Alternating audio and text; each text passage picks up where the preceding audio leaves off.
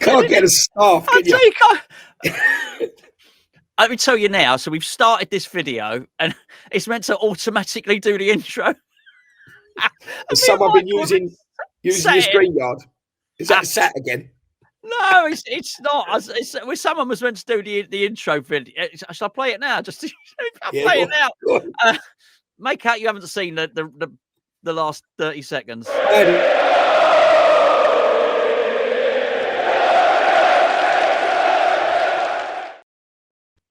I'm joined by Michael Levy Jr.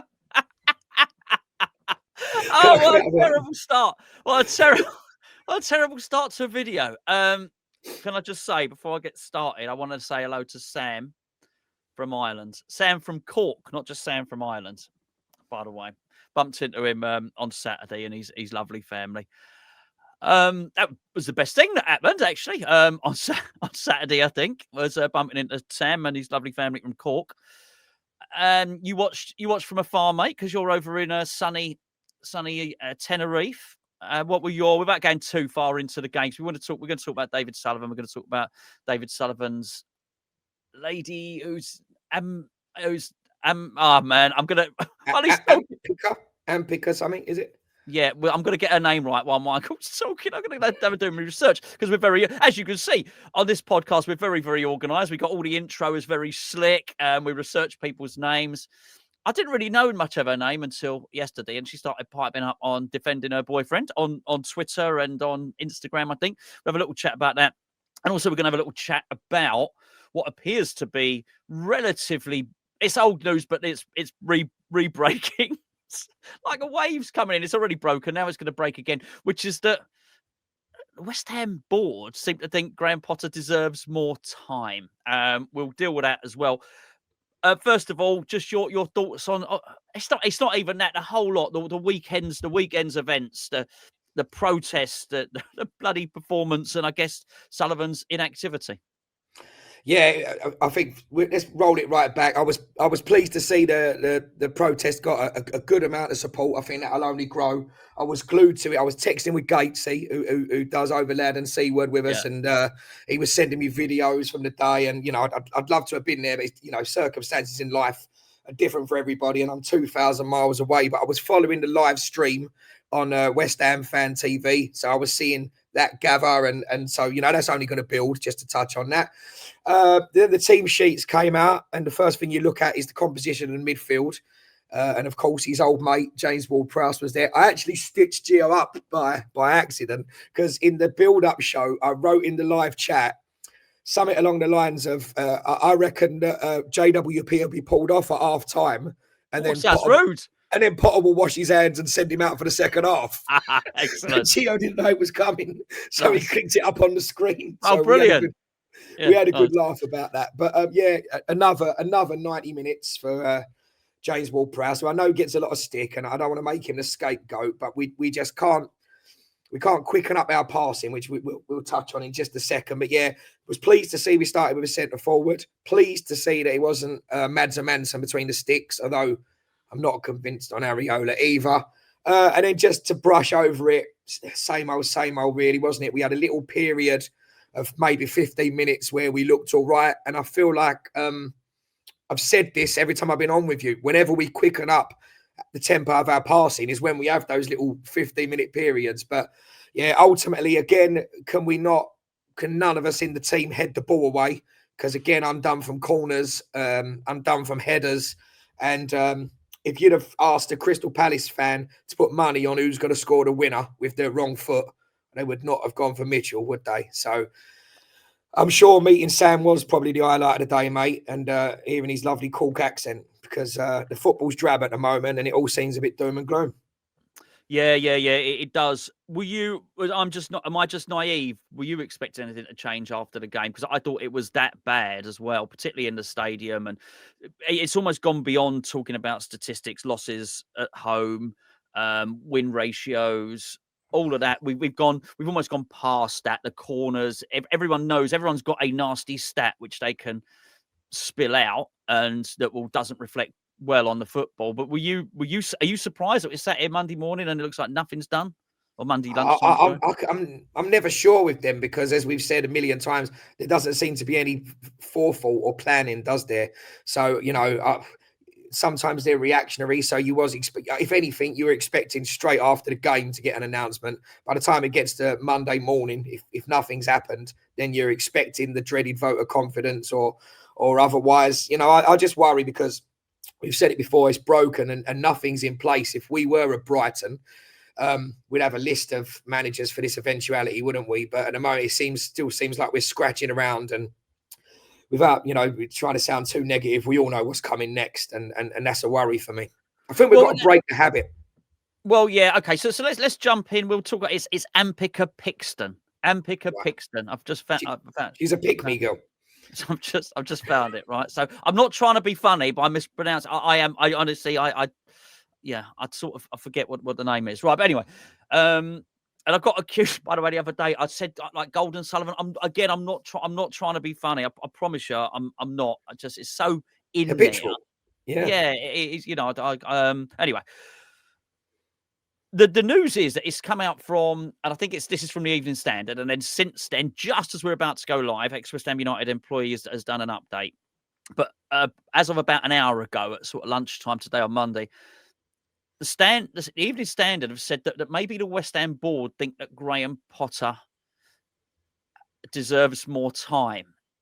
I'm not a great fan of this phrase, right? Because I don't ever like to think that anyone would do this, but like you sometimes think, are they trolling us? Are they trolling us on purpose? And I think no, that surely people are too busy to do all that stuff. Now, the thing is, Mondays are quite an important day at the club because they have some sort of meeting. Now, I can only assume it's always on a Zoom call, but it's a big meeting that's generally had at a top level, executive level, and then everybody joins if they can. So that normally happens sort of in the morning, 10, 11 o'clock in the morning. They'll have this meeting on a Monday. And I just find it the timing's just a little bit sickening, really, because the Standard sort of shortly after that meeting turn around and say, the board think Graeme Potter deserves more time. I mean, who thinks that apart from the board? It's so obvious that I've said this before. I think he's making players worse. But the longer it goes on, it doesn't reflect that poorly on Potter because a lot of people already think Potter's no good. It just reflected so badly on the board, and they're not doing anything about it. I'm just surprised at their inactivity, given the amount of pressure on them. Chris, the board don't think Potter needs more time because if they think that, they wouldn't be going out, conducting interviews and having meetings with Nuno or anybody else. I gave this analogy on the Patreon podcast, Farmers Chat on Overloud and C Word. I said, if you were going on Tinder or a dating site and you're scrolling through looking at other options and you're going out having a meeting with another woman or out on a date, you've decided you're not happy in your marriage. Do you know what I'm saying? You're married and on Tinder. That's what I'm saying. That's quite an accusation. Yes. Well, that's what I'm saying. If you're pointing a finger at anyone, by the way. No, if you're a married man or woman or whatever your inclination, and you're going on a dating site and you're looking at other options and you're weighing up other options and you're meeting with other people and seeing if they tickle your fancy, you've already stopped investing in the relationship you're in. So it's a funny analogy, but it is true. If they're meeting with other people, they've already decided he's not the man for the job. If they're giving him a deadline of Palace or they're going to give him the next 2 games, if you're giving him any sort of defined amount of time, you've already decided that he's not the one for you. The stats can tell you that already. Chris, they know exactly what the problem is. I'll tell you, I'm gonna surmise what the problem is. They're scratching around. There's 2 reasons. One, the protest and everything else and all the pressure that they're under and the change of the mainstream media narrative we're starting to see now, the deficiencies we've been trying to point out, has got them rattled and they're reeling. The second thing is they don't have a short list of managers they've already agreed with or they already want to approach should this eventuality happen, right? They've probably met with Nuno and he's probably not sure himself, Nuno. So I would imagine he's met Brady. I think it was on the Thursday or something. And then a couple of days later, he went round, was seen near Sullivan's house.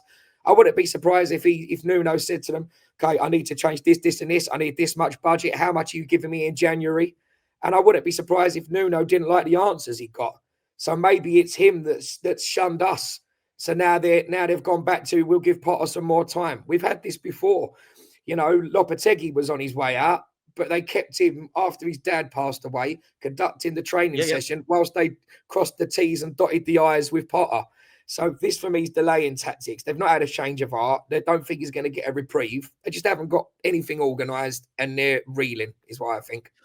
No, and I agree. So I think, yes, I totally agree. I said this in yesterday's video. I think they've already decided that he can't do the job. I think they've lost all confidence in him and they've decided to replace him. But for whatever reasons, there's only two things: either they won't or can't do it yet. But it's almost like there's no in between. It's just that certain. It's that black or white. They've not even considered actually just appointing a caretaker for these two supposedly unwinnable games. Not even factored into their thinking that actually maybe, just maybe, whoever it might be, but let's use the example of Mark Noble because he's there, that appointing Mark Noble for 2 games might do better than keeping Graeme Potter on for those 2 games. And this is despite the fact they think Potter's going to lose both of them. So what have you honestly got to lose? I still haven't wrapped my head around this thinking that actually whatever, they can't appoint the new guy for another 2 games or whatever. And it may even be that maybe that they're still trying to persuade Nuno to take it. But the trouble is we're all left scratching our heads.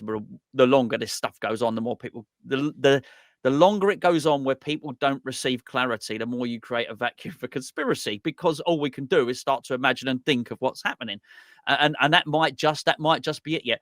Now, I'll tell you something interesting. So we will, when we talk about Pickton, I think well done. got that right. Thank you. That's Thank good, you. yeah. I wasn't reading that. I totally agree. So I think the protests, I think the vote of no confidence, I think actually probably particularly the protesters probably tipped it over the edge, because I think they thought as a board that they could have got through Saturday fine. But actually, I think not only the protest, but the fact that you had pictures from it being shown on the BBC, showed it, Sky showed it, TalkSport discussed it. I think that might have been the final bit, and they were really hoping on a win. So I think the fact that we lost at home, you had all that stuff happening anyway, and I don't know what happened in the press conference afterwards, but I'm assuming that Potter would have been asked a load of questions about the protests as well. Don't know, but assuming that would have been the case. So the club will be aware of the pressure on them. I just thought the timing of her outburst. So basically, if you don't know, Amica Pickston is, I've just done her name wrong again. That's David Sullivan's girlfriend or partner, or he's not. I don't think they're married, but she came out in strong defence of him last night, and I'm going to read you the quotes as much as I dare to read the quotes. And at the end of it, she gave an indication that change was on the way, but the fact that she felt compelled to come out in defence of her man last night, I think just shows how much pressure was actually getting to them. I'm going to read you what she said. She was responding to West Ham Central with this one, but she did converse with other people. She said, once you've been in football as an owner for 3 decades, which she hasn't, by the way. She's speaking on his behalf, isn't she? Of course. Invested your security on staying up through relegation. Please come back and share your thoughts, as they would be valued and significant. So she's saying to Central, your thoughts are insignificant, right? Your opinion on West Ham is insignificant. Now, look, let's be fair. Not everyone likes West Ham Central as an account, but to say he doesn't have, he's a West Ham, his thoughts to West Ham fan are insignificant. I don't like any of that talk. I can't stand it. She said, to be nasty and personal, including your negative attitude towards myself based on tabloid nonsense. Well, we all know what the tabloid. I don't know. You've got to be careful what you say, haven't you? There are certain allegations about what the allegations might be. We all know that. She says, do me a favour. live a life in someone else's shoes. I think she means David Sullivan's shoes and not her own shoes, because That'd be interesting. It'd be difficult. What a difficult to balance on the heels. It might get him more clicks on Twitter, more views. Hiding behind West Ham's club doesn't wash with me. Who the hell are you? And she didn't say hell. Yeah. What do you think of that? Look, just to, I don't want to interrupt you while you're in full flow. I think the reason they're reeling is, you're right, not just the protest, but the fact that it's not a standalone one-off. This is not a tantrum, right? This is not like Burnley where it was overspill and it all boiled up. These are planned protests for every single home game for the rest of the season. So they are realizing now they're going to need to at least give the image of change. We said earlier on about the decision with the manager. Of course, their answers make no sense because their decisions are not grounded in logic. I don't think there's that much thought and planning behind it. Look, on a human level, right? I don't like.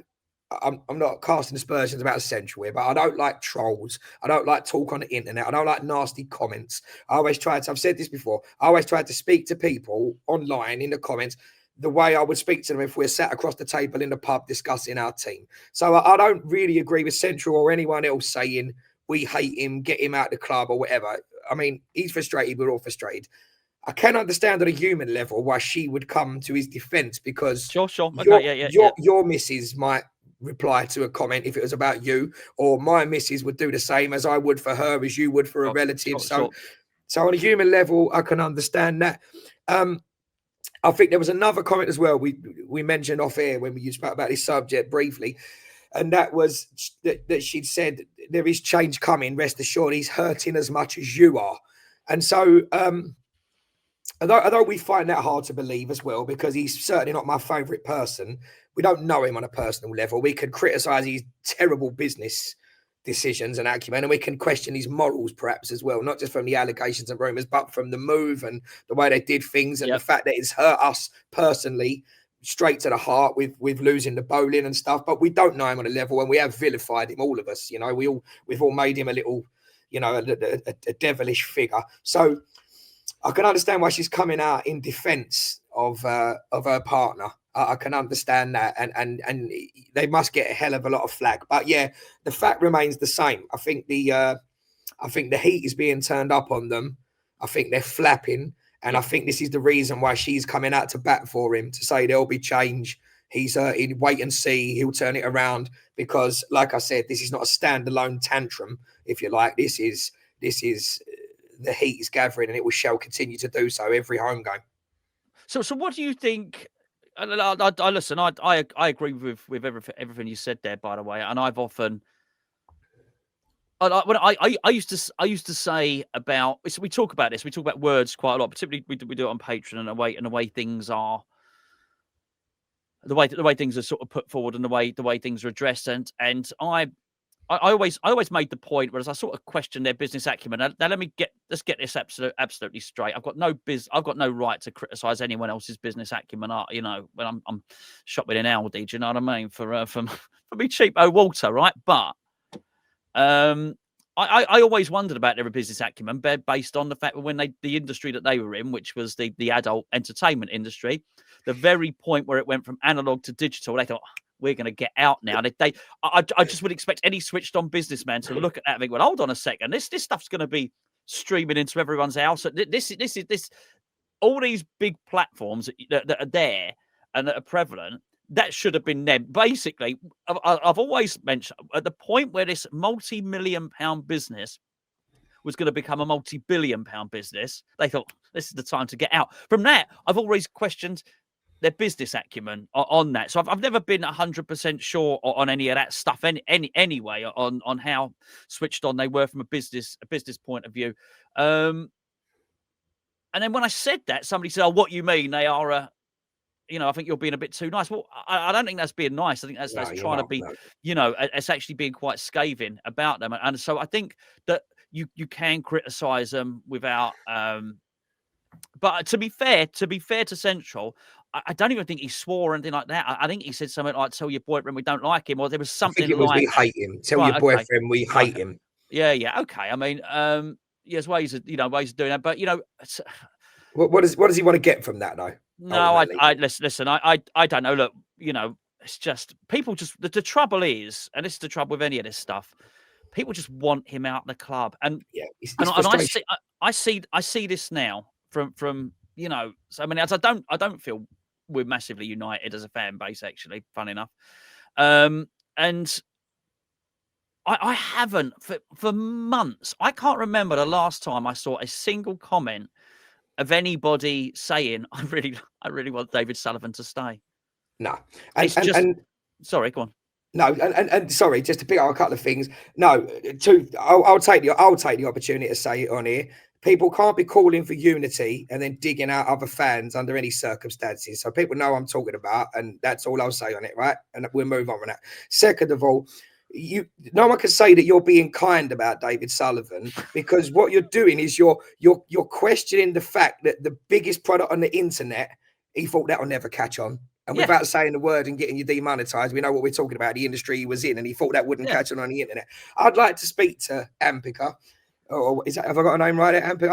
I'd like to have the chance to have a I'd like to have the opportunity to sit and politely have a discussion with Ampika, because I can understand why she's batting for a young man. But I would point out to her, the reason people question his ability to do the job is the wasteful decisions he makes and the short-sightedness.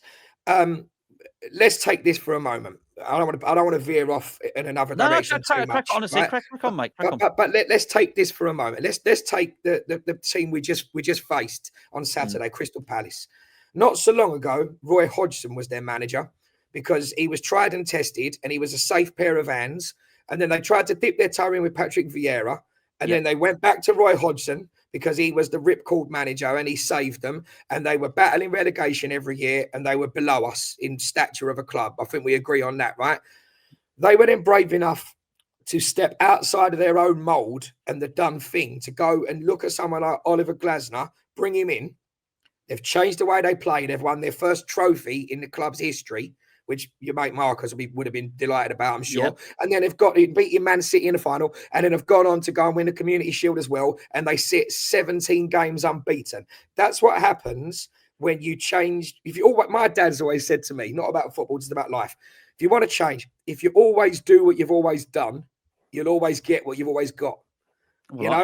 In other words, if you don't change, you don't expect change. Yeah. And that's exactly the point. I would like to point out to Ampika that his short-sightedness, it's a false economy, not paying to get managers out of their contracts. Because if I'm not wrong, he'll be sacking Potter and paying him off the term of his contract. I wouldn't be surprised. Are we still paying Lopetegui? We actually did pay him off in one lump. So we negotiated a payoff, and we've done that now. So that's an awful amount of money. And all these backroom staff and all Potter's backroom staff, wouldn't it have been more cost-effective to go and pay the compensation for a Marco Silva and get him out, and we could be a couple of years into that project now?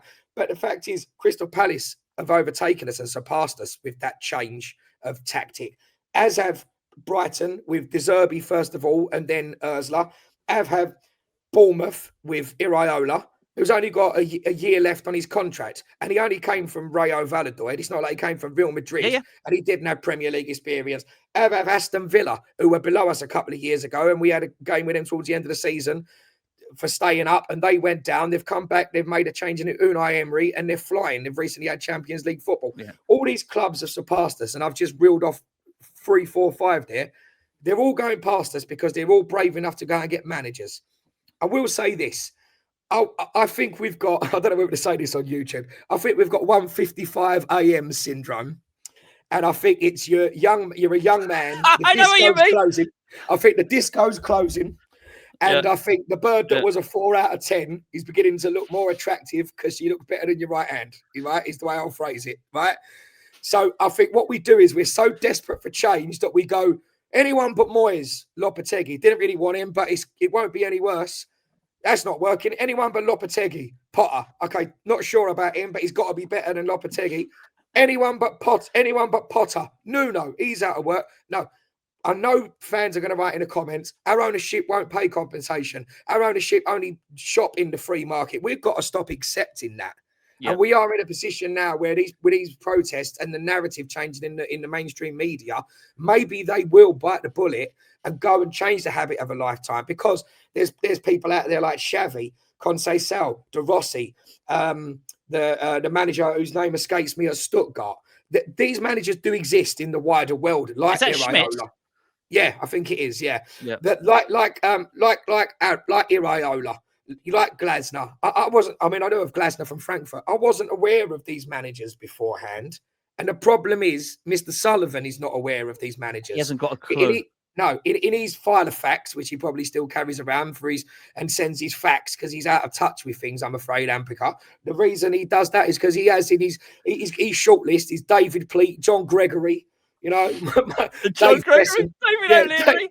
David O'Leary, yeah. So, Rafa Benitez. So I'm afraid he's a little out of touch. And that's why I would say the reason we question his running of the club and his business acumen is because it's a false economy to spend money on players that don't fit the ethos and lose millions, to sell players once your managers have failed and depreciated them in value is a false economy. Not paying compensation to get the right man for the job and then ultimately having to pay off the rest of his contract and his backroom staff is a false economy. And that's, Ampica, why we question his business acumen and don't need to have walked a mile for 3 decades doing the job.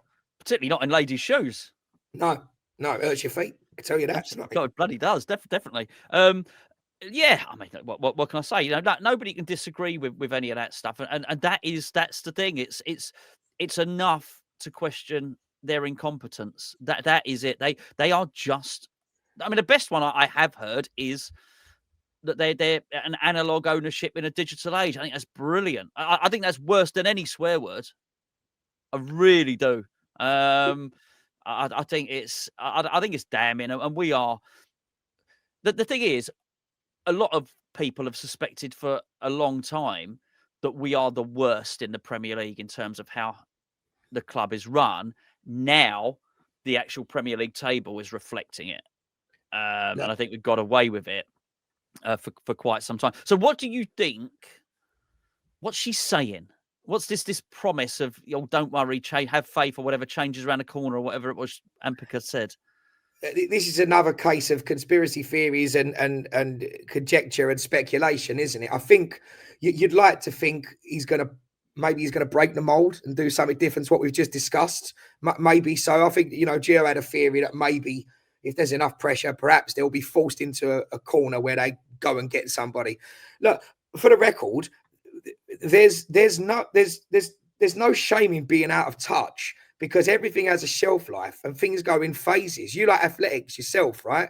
In the 80s, Cole Lewis was the fastest 100-meter sprinter on the planet. If you put his world record time against today's Olympians, he would come somewhere near the back. Things move on. Same with boxers. He wouldn't even be in the final. Yeah, he wouldn't even be in the final. Wouldn't even be in the final. Same with the standard in UFC. Fighters that were great in the early 2000s probably couldn't live with the technical guys now. Yeah.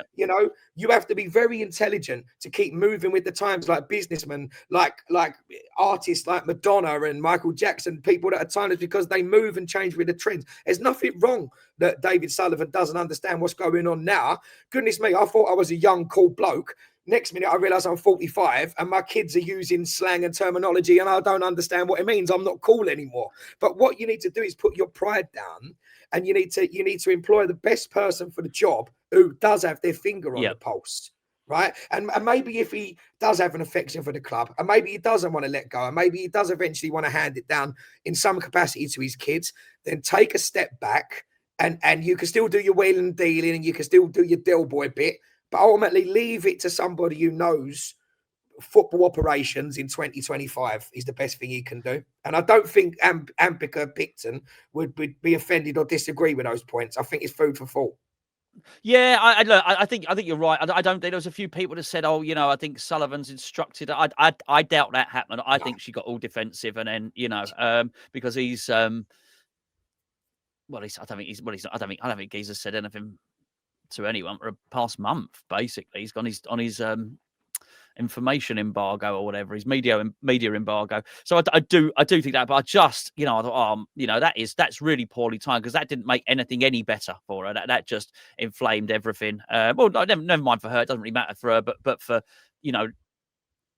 she was trying to deflect criticism from him, it did. It just, it sort of kept it going. They what they need is, and we're talking about it today. Look at it. They need to make a decision. Do you know what I'm going to do now? I'm actually just refreshing the browser right now, just in case, before we finish up. Just in case. Whilst you do that, I'll say this: that's her coming to bat for someone she cares about, which, on a human level, like we said at the top of the show, I think all of us would do in our own world for our own partners and kids and whatever. So yeah, that's what it is. It didn't help, but they always shoot themselves in the foot. I don't think the official statement from the club helped. I felt that was an own goal as well. I don't think all this situation with the manager, speaking to Nuno and others, and then saying they've changed their mind and they think Potter needs longer. I think at every turn they shoot themselves in the foot because, like I said halfway through, I don't think there's much thought gone into it. It all seems panicked, and I don't think their decisions are grounded in logic. So it does always seem like an own goal. And you just wonder, I just think any other club must be looking at West Ham thinking, what do they do? I don't know. Obviously, look, you don't follow every club, and you only, I'm certainly guilty of seeing every club when we play them. Maybe a bit on Match of the Day. I did watch the Liverpool-Everton game the other day, but, it's limited, my exposure to other clubs. I certainly don't know what's going on with their ownership and whether their ownership's girlfriends are saying stuff. I don't know, but I'm sort of guessing this stuff doesn't happen at other clubs, basically. And the same's the other way. Sorry, Chris, I thought you finished. I beg your pardon. No. The other way. People don't realise what we're living through because we're in a West Ham bubble. So generally, they don't understand. They know that maybe our stadium's got a rubbish atmosphere and we're unhappy about that. But the narrative from friends of mine that support other clubs is just that we're never happy. What do we want? You know what I mean? And we're ungrateful supporters and we keep wanting to pull the trigger on everyone. They're not seeing the things, some of the things we've scratched the surface today. But the narrative seems to be we're a load of moaners that are never happy. So we're in our own little bubble as well, I think. Well, that is that. We have definitely got that, haven't we? That reputation now. We're not happy. We're miserable fans. We're never happy, and I hate it. I absolutely hate it. That I really do. It's almost a case of they're saying, well, they've won a trophy and they're never happy. Almost making up we weren't happy when we won. We loved it. We had a great time. It's not a case of West Ham fans can't be happy. I really would push against that. I'll tell you what was last night. I had a chat with someone on the phone. Hello, Rob, by the way. I said, this is, I said, it's not very good. And things are pretty bad. I said that the West Ham ownership is terrible. And he said, they might be as bad as the Dagenham and Redbridge ownership. I went, what? I said, who are they? He said, well, we don't know.